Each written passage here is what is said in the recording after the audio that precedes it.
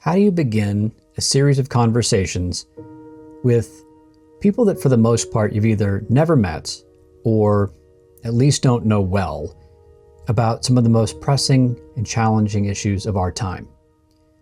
How exactly do you go about talking to folks about issues of our values, our divisions as a nation, where those divisions come from, and how we might go about healing them? In this episode, I'm going to introduce you to the first 11 people that I've interviewed, the first 11 voices in this project. And these individuals come from more than a half dozen different states, and they represent perspectives ranging from the far right to the far left and everywhere in between.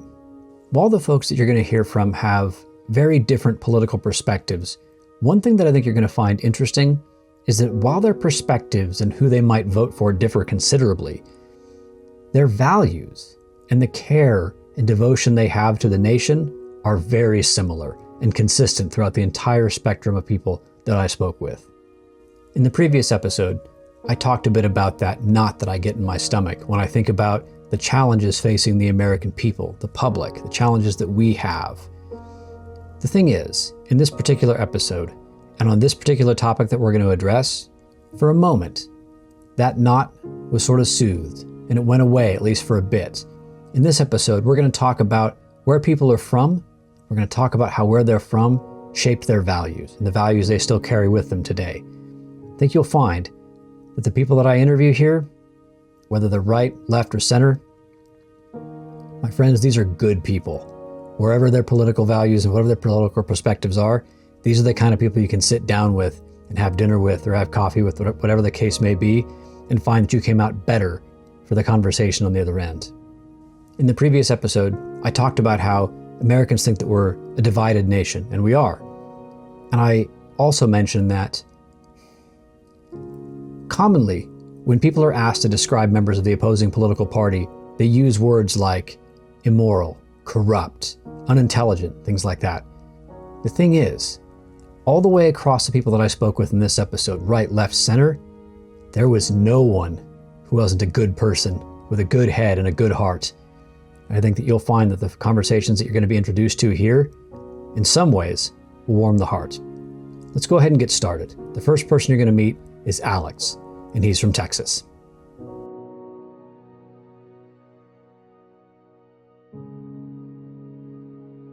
So I was born in northern Colorado, lived there for the majority of my life, next to the mountains, almost right in the foothills, actually, of the mountains, right before you get to the Rockies. And it kind of being that in that environment, it was pretty good for like being outdoors. A lot of the people, fishing, hunting, that type of thing, snowboarding, skiing. One of the biggest values that I try to project in myself and my kids is respect, appreciation, not just for what they have, but who they are. Appreciation from where they come from and where they could be. Kindness is the stereotypical answer to things like that. But I think that falls into like the being respectful. Yeah, I guess to answer your question, those are the values that I tried to instill, about kind of going back to like the appreciation thing. Where I came from, working parents, where they came from, working parents, and so on and so forth. And what we have and what it took to get us here, what it took to get me here. Next, you'll meet Ben. I've been called Buffalo, New York's biggest ambassador because I'm from the Buffalo area, and I talk about Buffalo a lot. I grew up in a little city called Dunkirk, New York. It is about 45 miles south of Buffalo, and it's shaped me a lot, to be honest. It's a classic post-industrial Rust Belt small city where, the glory days always seemed about 10 years behind wherever you were at that time. My dad a great guy, lost his job at a factory. He worked in several factories that closed. He was kind of like the Black Widow of factories, actually, for about 20 years. We were poor. Like, we were very poor at a pretty formative time in my life. From the time I was about 12 years old until I was about 16, my dad went back to school. So he managed to get his associate's, bachelor's, and then master's degree in order to teach English. Wow. In about 4 years. So he was working, full time in a retail job, making not much money, and then just, going to school around the clock. So that did a couple of things for me. One, I learned what it was like not to have, right? Like that was something that really stuck with me until today. Like I know what it's like to like have popcorn for dinner. I know what it's like to like have, 2 pairs of clothes for school, things on those lines. And like some of these are going to sound like very stereotypical blue collar values. And I'm not trying to like paint this picture of like, lunchbox Ben here by any stretch. But, growing up in the situation I grew up in kind of the environment I grew up in, like there's always this very strong sense of like the importance of hard work. Like if you're going to do a job, if you're not going to do it 100%, then don't do it. Honesty was something that was really big in my family. My parents could forgive a lot of things. They could not forgive lies. Kindness was actually a big piece of my family as well. My parents, they're complex people. They're great people, but very blue collar, very small town. But they're also kind of big hippies, actually. Like they were very much involved in the peace movement in the 60s and 70s. They were very much that kind of Jesus freak thing that swept the country in the 70s. Interesting. Like they were very, very like young Catholic, like cool Catholics. Okay. So a lot of that got like the golden rule and, like the teachings of Christ and stuff. I'm not saying I'm not necessarily super religious these days, but those are things that were like printed into my DNA. The last thing that I really took away from that experience, growing up the way I did, was the idea that, and I kind of alluded to this before, but again, like this idea that education is a path to better things in life. Now you get to hear from Destiny. I am Destiny. I am originally from Connecticut. We've lived kind of all over the place at this point. So for a while, I lived in Texas in the Houston area, where I married my husband. And funny enough, we lived in the same town and never met each other. Like back in Connecticut, never met each other. And just as I was heading to Houston, I met him, but it was kind of like, I was moving to Texas, so it didn't matter. Years later, we get married in Houston, have a child, go back to Connecticut because that's where we're from. And now we've decided to homestead down here in Tennessee. It's the Greenbelt. So what's the name of your podcast? It's called the Rooted Mama Podcast. All right. Yeah. The Rooted Mama Podcast. Where I feature mothers who, I let them share their birth stories and kind of like talk about what they learned in the process. I have pregnant women that come on. So we talk about like how they're preparing for their birth and postpartum and all that stuff. I have breastfeeding specialists that come on. So just kind of like inundating women with information that they probably don't hear on the regular. It's like conversations that you don't necessarily hear in like cookouts and, not even baby showers. I think most women aren't even talking about the things that we talk about at baby showers. So yeah, so that's what I do. I'm going to lead with being a Christian. It's super important to me. I believe in Jesus Christ as the Savior. And that, to be honest, I've always been a Christian. So I was born Christian into a Baptist family. It's something that I'm super proud of. I pray every day, read the Bible every day, and I teach it to my children. So it's core to who I am. And I think the rest of my core values kind of stem from that. So makes sense. Family is super important to me, like the nuclear family. So my husband and I have 2 children. We eat dinner together every single night. And, in a lot of ways, we follow a lot of the gender dynamics. My husband goes to work and I am home. That wasn't always the case, but we kind of like worked to that over time. I think our faith played a part in it because we both kind of grew, we were both kind of far away from our faith and then grew together in it. And so as that started to take shape, the rest of the things followed. So Jesus, then family, and then community. I think a village is ideal, and it's not just for children. It doesn't take a village just to raise children. It takes a village to raise a mother. And I think when a mother is really good and she's in a good place, the whole family benefits. So finding community and supporting your community. So we go to our local library. The kids we don't have many books that we own. We always go to the library. We support our farmers. So we go to a farmer's market every weekend, and we always get as much as possible there. Next, we'll meet Thomas.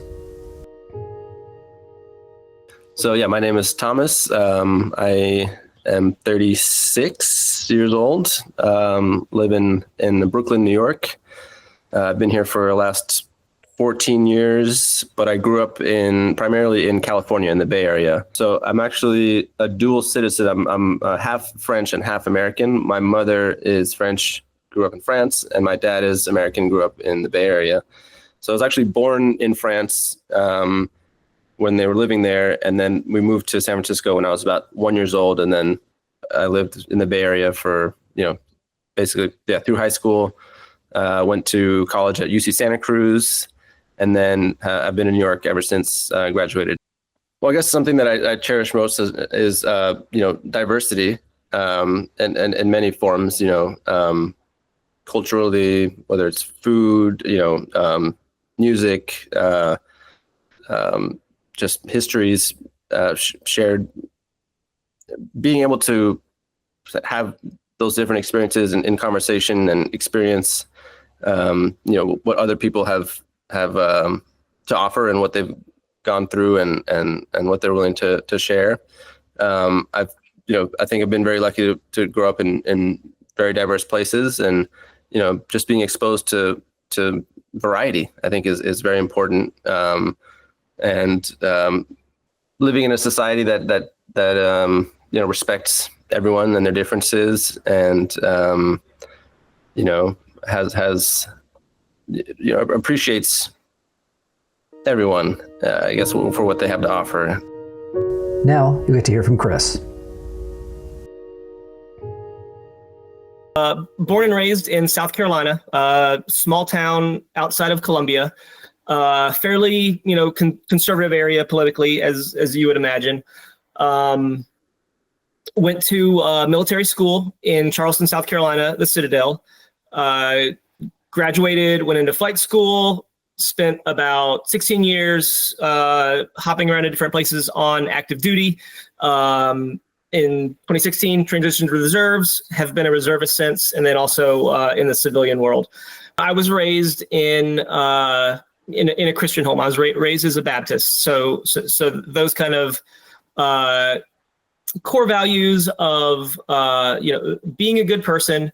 Probably the one thing that I always try to live my life by. Like if there's kind of like one standard, it is it's just really simple, because it's the golden rule.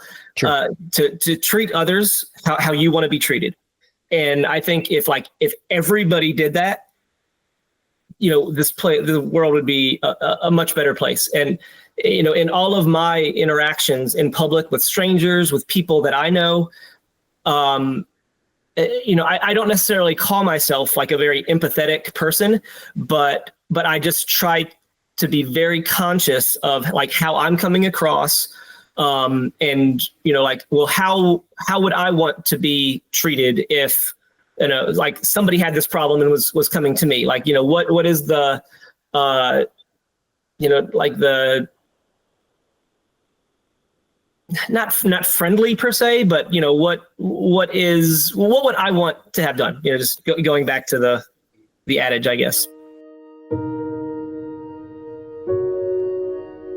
Now you'll get to meet Hanan. My name is Hanan Fauzi. That's for all my Arabic speakers. but for my non-Arabic speakers, you could just call me Hanan Fazi. It's okay. I'll give you grace. My parents decided to immigrate to America when I was 10. And my mom did not like New York City because she thought it was super busy. And, she's like, I didn't leave Cairo to, or my home to basically come live in something that is reminiscent, but more dirty than my home was her literal, But I think New York City is cool, just so I don't get any hate. And then my parents took a wrong exit on the highway and ended up in Northern Virginia, in this part of Northern Virginia. And my mom was like, this is perfect. And that's how I found myself in like Northern Virginia. I will never choose to do something that will hurt someone else. Now you get to meet Robert.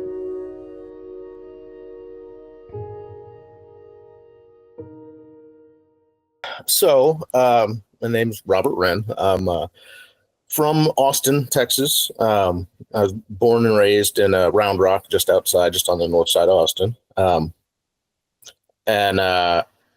So finished high school and went pretty quickly into the Marine Corps. Spent between 2000 and 2005, just did one enlistment stationed in Hawaii. Did a couple of deployments. Did Iraq invasion in 2003, and then Fallujah in 2004. Wow, it's no joke. Yeah, it was definitely an experience. And after I got out, I kind of got out because I got kind of mad at the Marine Corps. I deployed both in 2003 and 2004, and I got selected to be one of the remain behind element. So my battalion went back to Hawaii, and I got left in Fallujah for a month or so to do handover, stuff like that. It's like not a big deal, but it was kind of like, man, I volunteered to come on both these deployments. You guys are going to ditch me in the desert. So I got out after that. And it was kind of funny. 6 months after I was out, I was in Virginia, waiting to go back to Iraq as a contractor. So between 2006 and 2014, I spent about 7 years in Iraq and Afghanistan. Winston Churchill said this one time. He said, there should be, living in a civilized society, there should be a lower level that we just don't allow anyone to drift beyond. And I think that there's a lot to that, right? I don't like the idea of a super strong welfare state, but I think it's important that we don't allow our neighbors to live, below that threshold of civilization.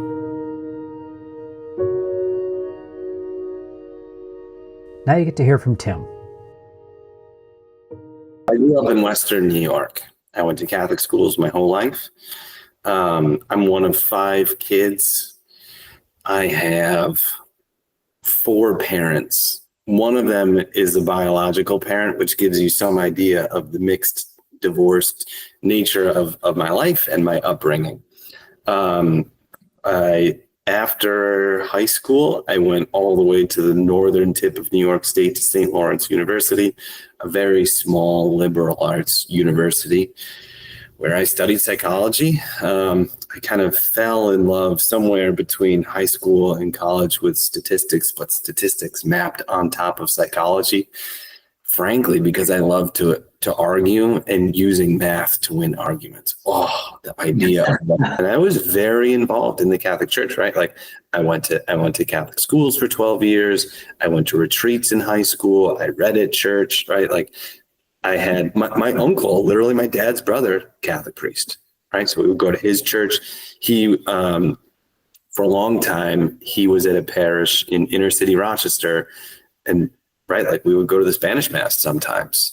But it was like that, and I loved that.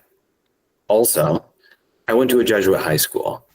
I don't know if you know much about the Jesuits within the Catholic Church, but they're like the ones very committed to education.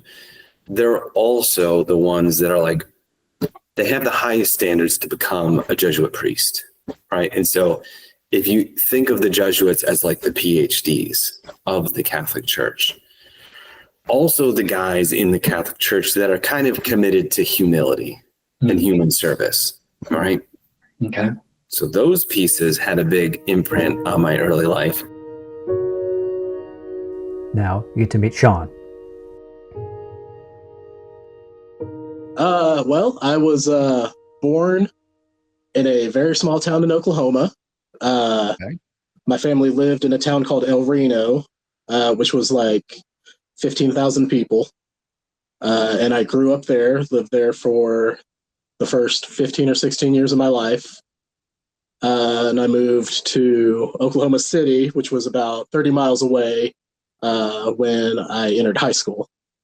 And I lived there around the Oklahoma City metro area for the next 15 years.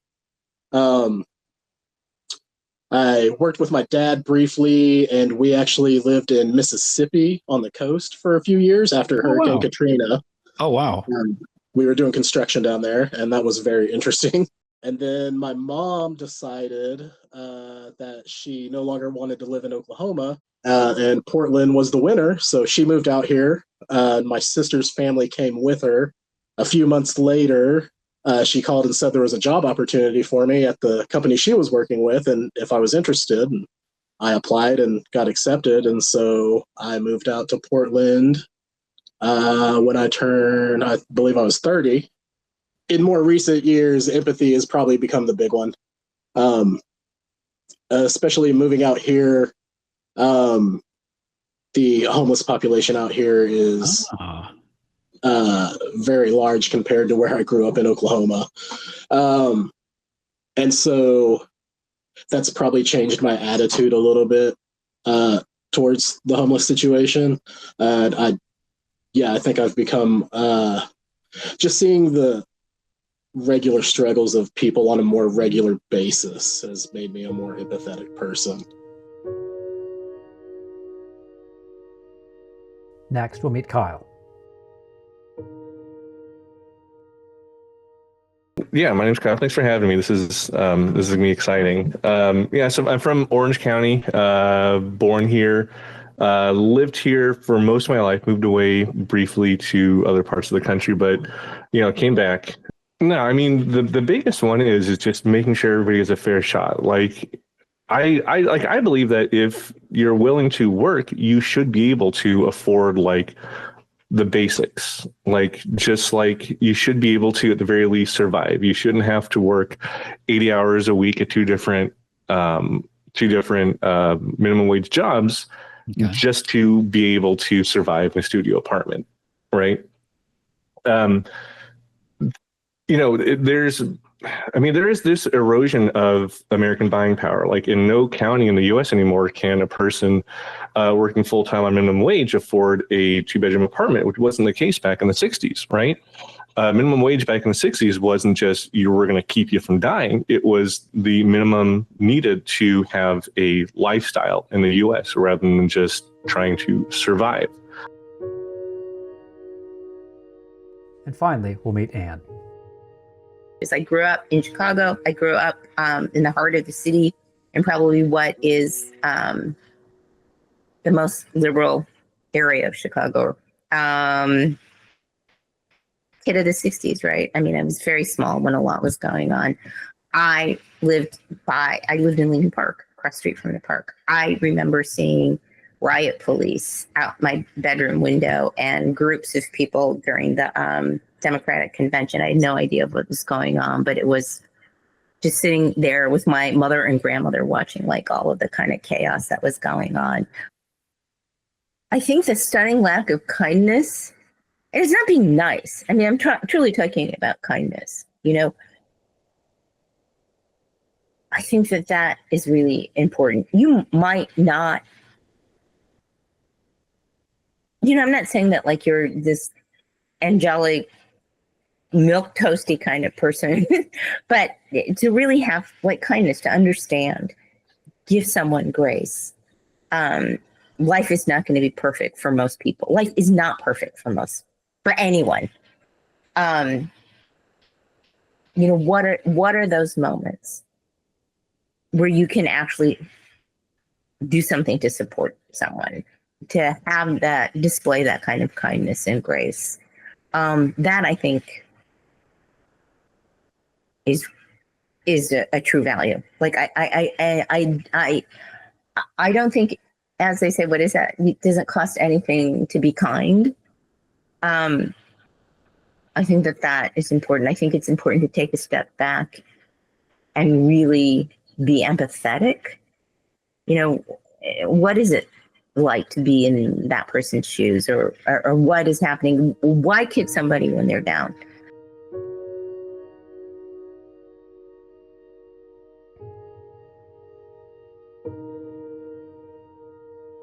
So I've introduced you to the first 11 people that we've spoken with for this project. 11 people, different political perspectives, different states, different backgrounds, different values. The thing is, in this world where we have this massively divided nation, and you can see the different kinds of perspectives that these folks have, there's also another thing about them. If you sat them all down for dinner, we'd have a very nice discussion. There's no one that I spoke with across that set of conversations that's a bad person, that's immoral, corrupt, wants something bad for the United States. It's not there, my friends. It's not there. In the episodes that follow, you're going to hear more from these folks about their perspectives on the divide in America, where they think that divide comes from, how we might get past it, and a number of other things too. I've spoken several times now, in this episode and the previous one, about that pit in my stomach that I've had, about that knot in my gut. Got a long way to go to determine whether or not that knot goes away, but this set of discussions was a great place to begin. I'm David Combs. This is Nobody's Side.